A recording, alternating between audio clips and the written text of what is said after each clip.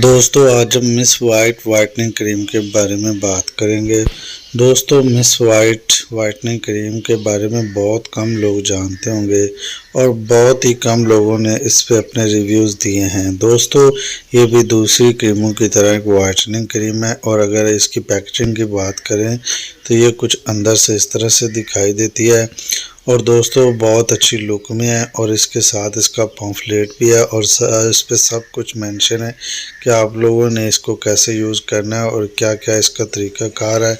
और इसके अलावा दोस्तों अगर आप लोग देखें इसकी पम्फलेट और पैकेजिंग और डब्बी तो तीनों की लुक बहुत अच्छी नज़र आती है। और इसके अलावा अगर आप लोगों की एज ज़्यादा नज़र आती है और आप लोग स्टेप बाय स्टेप इसको वाइटनिंग पर्पज़ में यूज़ करते हैं या आप अपनी उम्र को कम देखना चाहते हैं तो आप लोगों ने इस्तेमाल कैसे करना है, तो आप लोगों ने हमारे बताए हुए तरीके पर इस्तेमाल करना है।